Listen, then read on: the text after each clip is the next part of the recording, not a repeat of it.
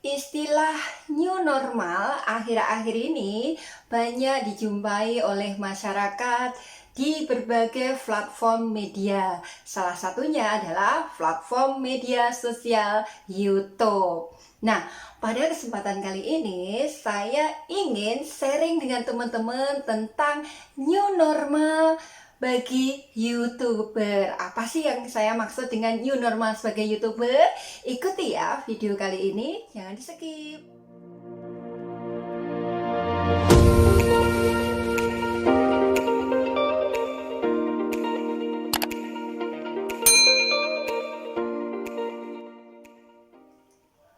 Assalamualaikum warahmatullahi wabarakatuh.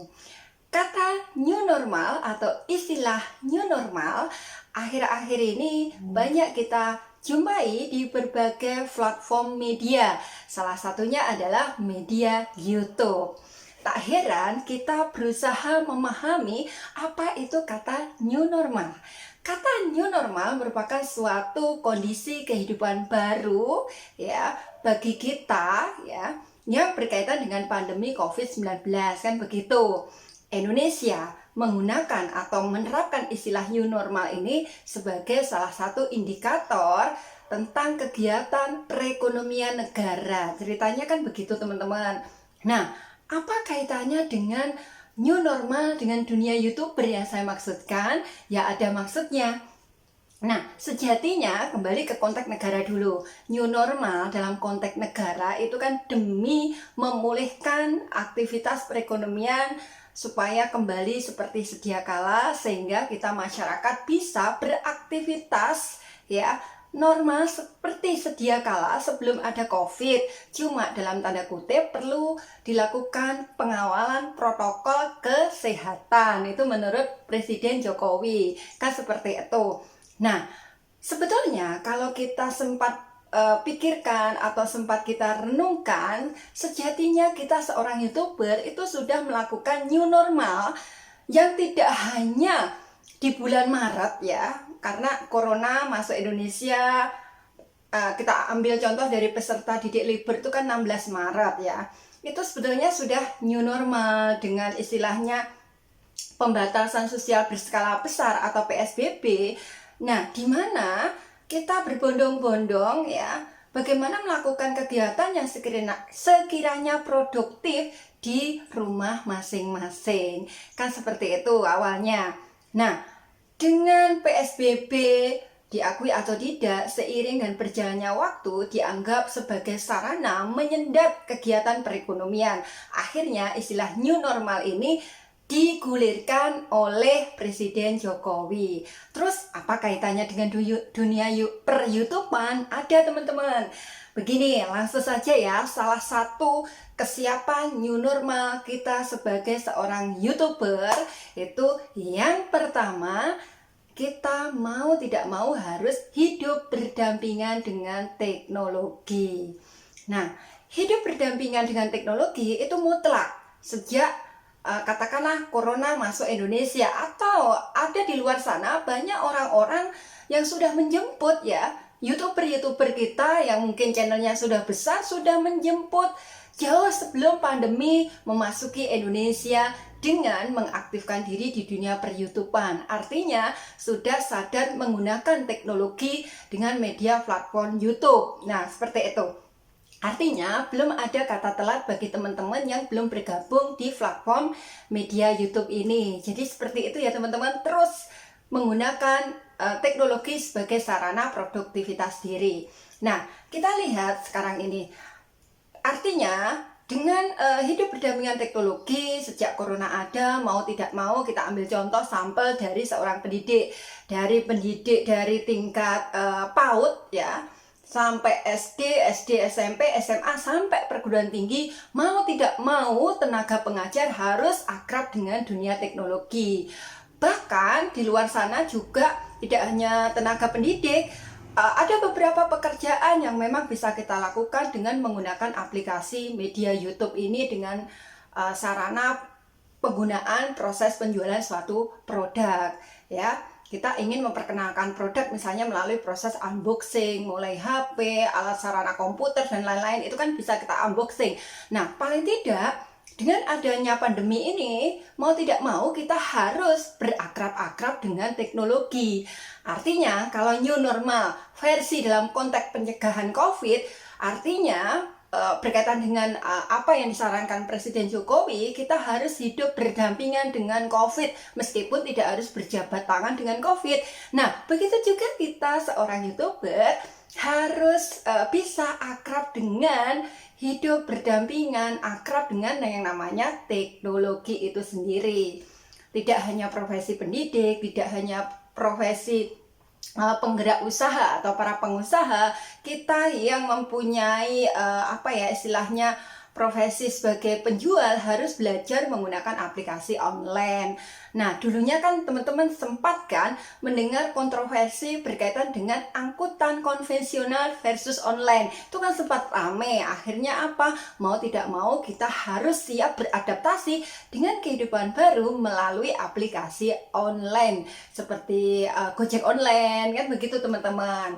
Dan lain-lain yang sekiranya menggunakan aplikasi online melalui kurir, antar jemput barang, dan lain sebagainya, antar makanan, kuliner, dan lain-lain, mau tidak mau di tengah pandemi dan PSBB saat ini sangat mempunyai peluang besar, ya bisa dikatakan 95% kita harus hidup berdampingan dengan teknologi. Nah, hal ini membuktikan bahwa ini merupakan contoh real bahwa hadirnya teknologi menjadi peranan penting di tengah pandemi, kan begitu. Ini salah satu contoh daripada new normal yang sebelumnya mungkin kita melakukan secara biasa-biasa, mau tidak mau kita harus lebih mengoptimalkan diri dengan penggunaan fasilitas teknologi yang harus kita kuasai. Itu ya teman-teman, new normal bagi seorang YouTuber, menguasai teknologi. Kalau kita breakdown ya banyak sekali. Kalau kita seorang YouTuber harus membuat video, harus edit video, harus memikirkan konten yang kreatif untuk video-video kita selanjutnya dengan penguasaan teknologi yang harus kita mampu atau kita miliki. Itu yang pertama. Kemudian new normal bagi seorang YouTuber yang kedua itu adalah stop paham mental pragmatisme, intanisme, potong kompas. Nah, artinya seperti apa teman-teman? Kalau saya katakan stop paham mental pragmatisme, mental potong kompas, di sini artinya begini. Aktif di dunia per-YouTubean itu kita harus siap bahwa di dunia per-YouTubean itu tidak ada penyuapan, kemudian tidak ada kolusi dan tidak ada nepotisme atau orang bawaan. Artinya semua orang diperlakukan sama, begitu teman-teman. Ini new normal karena tidak menutup kemungkinan dunia kerja yang di luar YouTube itu banyak intrik ya, istilahnya orang bawaan, ini orang bawaan dan lain sebagainya. Kita sulit untuk bagaimana mampu membuktikan diri. Nah, di dunia per-YouTubean ini kita diajak untuk memiliki mindset, memiliki suatu pemikiran, memiliki suatu adaptasi kehidupan. Kita memasuki new normal bahwa proses itu menjadi sesuatu yang utama dalam pencapaian suatu tujuan, ya. Di YouTube jelas ya, di beberapa video saya sampaikan bahwa YouTube itu anti nepotisme, anti kolosi, ya istilahnya anti orang bawaan, pure murni. Dilihat dari barometer jumlah subscribe-nya dan jumlah jam tayang yang kita miliki. Kita nggak bisa menyuap YouTube kecuali ada permainan intrik mencari subscribe dan permainan intrik mencari jam tayang. Itu mungkin bisa, tapi untuk digiring ke YouTube-nya itu nggak bisa. Jadi di sini kita pahami sebagai new normal bahwa kita diajak untuk menjadi pribadi-pribadi yang unggul dengan tetap mengedepankan kemampuan diri secara murni sesuai dengan kapasitas, kreativitas, dan inovasi yang sekiranya bisa kita lakukan. Seperti itu teman-teman. Sebetulnya ketika saya mengatakan di pointer yang kedua itu stop mental instan, stop mental pragmatisme, di sini itu sebenarnya berkaitan dengan penempatan nilai-nilai Pancasila, teman-teman. Mengapa saya katakan sebagai nilai-nilai Pancasila? Ini bagian daripada aktualisasi Pancasila, new normal ini benar-benar. Karena kalau selama ini kita selalu menggaungkan Pancasila sebagai dasar dan ideologi negara, bisa jadi itu lip service ungkapan kita, tapi kita bisa jadi kurang menjiwai. Nah, di new normal YouTuber ini sejatinya kita digiring untuk menerapkan, mengaplikasikan nilai-nilai Pancasila itu. Ambil contoh misalnya, di dalam Pancasila, di situ ada konteks bagaimana kita bisa menghargai orang, menghormati orang, menyayangi orang, begitu kan? Kemudian di satu sisi, di dalam new normal itu sendiri, di dalam nilai-nilai Pancasila ini benar-benar mengedepankan yang namanya nilai-nilai luhur itu sendiri. Artinya proses, teman-teman ya.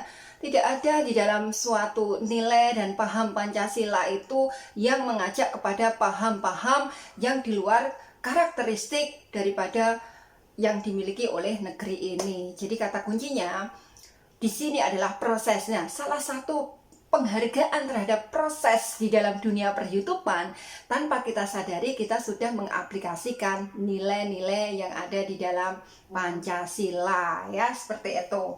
Kita harus siap adanya proses. Kita harus bisa menerima keanekaragaman dari berbagai channel yang kita miliki. Kita harus berbagi cinta dan kasih sayang dengan sesama. Disitulah kita akan menjadi pribadi yang dewasa dengan penuh pembelajaran yang sangat variatif, yang bisa membesarkan diri kita, kedewasaan kita. Nah, seperti itu ya teman-teman. Apalagi saat ini kan 1 Juni merupakan hari lahirnya Pancasila. Nah, semoga dengan mengaktualisasikan nilai-nilai Pancasila ini sebagai sebuah kesadaran kita bersama bahwa di dalam penyebaran pandemi COVID-19 ini, nilai-nilai Pancasila bisa sebagai suatu garda terdepan untuk membentuk mental-mental bangsa Indonesia, termasuk kita semua seorang YouTuber. Ayo kita bersatu, benar menghargai proses dengan tetap berkreativitas semaksimal yang bisa kita lakukan. Itu ya teman-teman, yang kedua.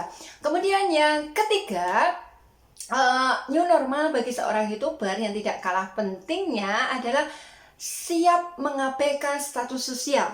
Nah, kenapa saya mengatakan harus siap mengabaikan status sosial? Kita ambil contoh. Di era 1960-an, 1970-an, 75, status sosial menjadi sesuatu yang booming lah istilahnya. Kita yang tidak kuliah S1 bisa jadi menjadikan sesuatu yang luar biasa. Untuk di era saat ini, nah, mau tidak mau status sosial seringkali terjebak ya, atau bisa kita abaikan. Karena apa? Salah satunya ya di dunia per-YouTubean ini, new normalnya. Di dunia YouTube tidak membutuhkan status sosial pendidikan kita, baik S1, S2, S3, semuanya sama. Jadi tidak juga dilihat dari segi kepemilikan secara material, modal yang besar, kita yang tidak bermodal, semuanya sama. Nah, karena semuanya sama, paling enggak ini kita gunakan sebagai dasar landasan kita untuk memupuk rasa percaya diri ya. Artinya di sini bahwa di dunia per-YouTubean itu tidak membedakan seseorang ini mampu, ini tidak mampu, terus kemudian ini dari segi modal punya, ini modal kurang dan lain sebagainya, itu tidak ada teman-teman ya. Begitu juga kita yang memiliki profesi, misalnya kita ambil contoh pemilik beberapa konten di luar sana. Ada kok seorang polisi tetapi kontennya dia game. Nah, kenapa tidak? Nah, artinya itu kan tidak status sosial kan? Memang kita harus pandai-pandai membaca pangsa pasar. Kalaupun misalnya kita seorang pengajar, kita getol di dunia pengajaran, di dunia per-YouTubean yang kita aktifkan, ya nggak apa-apa, itu kan pilihan. Artinya di sini itu semua tidak bisa kita gunakan barometer status sosial dalam rangka intelektualitas kita. Tidak ada kaitannya di dunia YouTube. Jadi teman-teman jangan kaget, ini misalnya polisi kok ngegame ya, terus ini dosen kok kenapa ngevlog tentang per-YouTubean misalnya, oh ini, jadi seperti itulah, embel-embel seperti itu harus kita lepaskan. Yang penting kita berkreativitas, berinovasi, bersinergisitas dengan teknologi yang ada, bagaimana kita bisa mewarnai kebaikan, memberikan informasi yang informatif, hiburan, motivasi, inspirasi, dan lain-lain ya, sesuai dengan kreativitas kita. Jadi seperti itu teman-teman. Jadi jangan gentar karena di sini abaikan yang namanya status sosial ya. Status sosial untuk saat ini tidak penting ya. Kalau dulu status sosial itu ya penting karena bagian dari pencitraan. Apa sih artinya sebuah status sosial dan apa sih artinya sebuah pencitraan? Ujung-ujungnya yang kita cari itu apa sih di dunia per-YouTubean? Selain di video saya motivasi menjadi seorang YouTuber, itu salah satu adalah pengejar dolar. Itu nggak bisa kita munafikkan teman-teman, karena di dunia per-YouTubean ini adalah digitalisasi orientasi income pasif, bisa dibilang seperti itu ya. Jadi tak ada salahnya kok semua itu kita orientasikan. Lagi pula kita juga masih mengedepankan proses kan, dan penuh kesadaran penguasaan teknologi. Jadi mengapa tidak ya, seperti itu. Jadi teruslah berpikir positif di tengah new normal sebagai YouTuber, supaya kita bisa menyongsong channel kita yang siap besar di kemudian hari. Seperti itu ya teman-teman, saya berbagi tentang new normal sebagai seorang YouTuber. Semoga melalui 3 poin yang saya sampaikan tentang new normal sebagai seorang YouTuber memberikan inspirasi, memberikan motivasi untuk lebih kita berkreativitas di dunia per-YouTubean. Terus maju ya teman-teman, jangan patah semangat, terus semangat berkarya. Seperti itu ya, terima kasih. Jangan lupa dukungannya ya, subscribe, like, dan komen. Wassalamualaikum warahmatullahi wabarakatuh.